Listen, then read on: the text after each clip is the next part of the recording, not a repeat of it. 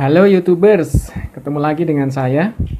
Pada kesempatan kali ini saya mau bikin tutorial bagaimana cara mengganti PWM solar cell yang rusak ya, yang kita pergunakan untuk mencharger aki tapi sudah tidak berfungsi ya.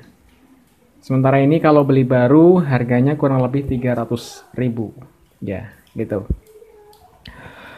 Dan mungkin untuk teman-teman perlu sedikit di sini saya kasih tahu sekilas bagaimana cara memfungsikan PWM solar cell manakala masih berfungsi dengan baik ya.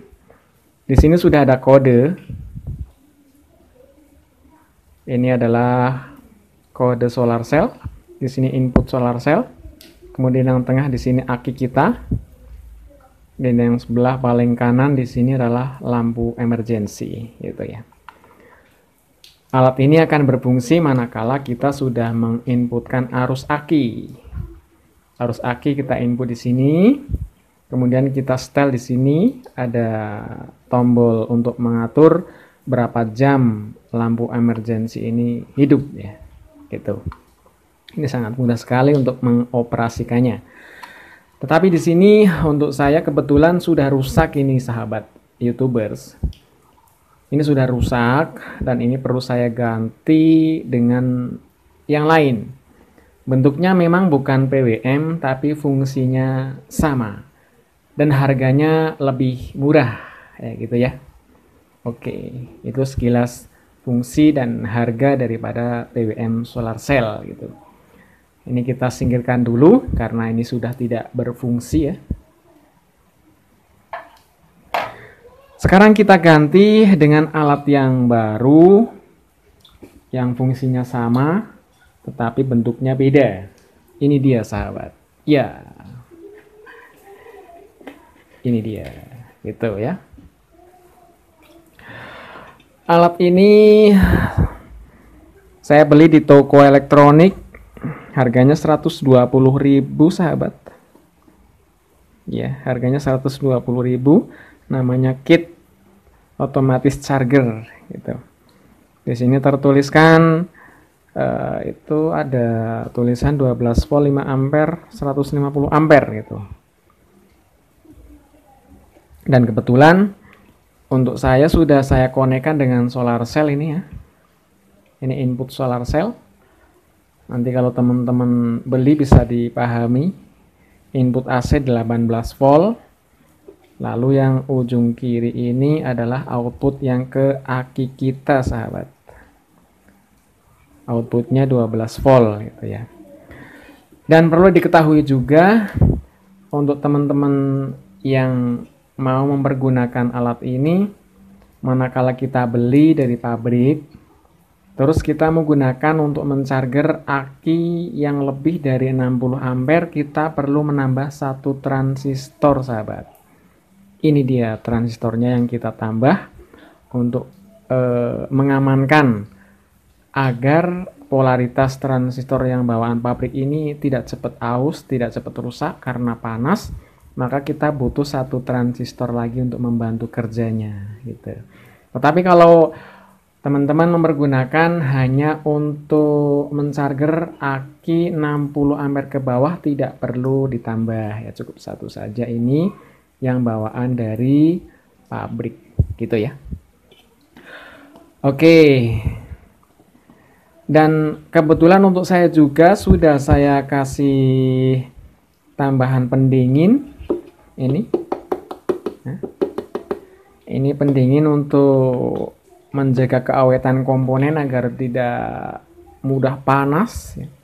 Kalau kita untuk mencharger ini panas sahabat, apalagi kalau untuk mencharger aki yang lebih 60 ampere ini luar biasa ya, tapi tidak masalah, ada pembantu pendingin. Sementara saya pergunakan untuk mencharger aki 5 ampere, kadang juga untuk mencharger aki yang 200 ampere gitu. Oke, itu fungsi daripada kit charger otomatis ya. Sekarang coba kita praktekkan bagaimana cara mempergunakannya sahabat. Ini sangat mudah. Oke, sebelum ke bagaimana cara memfungsikannya, teman-teman jangan lupa like and subscribe agar saya tambah semangat untuk membuat konten-konten baru lagi gitu ya. Kita langsung bagaimana cara penggunaannya. Di sini kebetulan juga sudah saya persiapkan cek aki dan kita sambungkan ini ya. Min dan plusnya sudah ada. Tinggal kita konekkan ke aki. Jangan di skip sahabat, biar tahu dan nanti kalau praktek tidak bingung. Langsung kita colokan ke aki kita. Ini yang min, kemudian ini yang plus. Nah, gitu. Dan perlu diketahui juga, manakala kita sudah mengkonekkan alat ini ke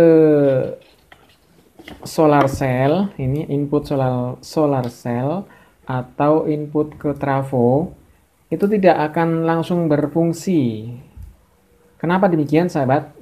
Karena ada salah satu tombol yang perlu kita pencet untuk memfungsikan alat tersebut, gitu.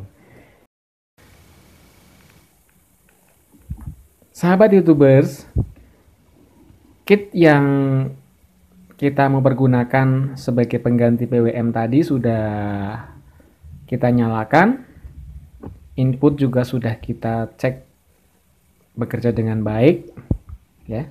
Output juga sudah kita cek, sudah connect dengan aki kita ini. Kita tinggal 2 langkah lagi, yakni memencet tombol merah, kemudian kita mengatur trim pot yang sebelah ini sahabat, gitu ya, untuk menentukan berapa volt arus yang kita butuhkan untuk mencharger aki kita. Dan apabila aki kita sudah penuh, maka secara otomatis fungsi daripada relay ini akan bekerja menonaktifkan arus yang ke aki. Dengan demikian, aki akan tetap awet dan dalam kondisi baik, gitu. Tadi sempat saya sebutkan untuk menambah transistor dari bawaan pabrik. Kebetulan saya tambah dengan seri ini sahabat, 2P4M. Ini seharga Rp3.000 kalau tidak salah ya. Kita langsung pasangkan saja. Gitu. Sebenarnya ini tidak begitu penting manakala kita mengecas aki di bawah 60 ampere. Tapi lebih baik ya untuk jaga-jaga saja. Saya pasangin ini aja ya, saya tambahin biar kuat ampernya gitu. Oke, kita langsung pencet tombol merah untuk memfungsikan komponen tersebut. Gitu sahabat. Yuk, kita mulai 1 2 3. Lihat lampu ini akan nyala dibarengi dengan bunyi ceklik ya. Arus sudah mulai bekerja mencharger aki kita. Nah, kalau nanti aki kita sudah penuh, maka dia akan secara otomatis mati sendiri. Sebagai contoh, kita taruh aki kita cuman di bawah 10 volt ya. Ini kita putar ke kanan. Nah, itu artinya aki kita sudah full 7 volt katakanlah ya. Jadi otomatis akan mati.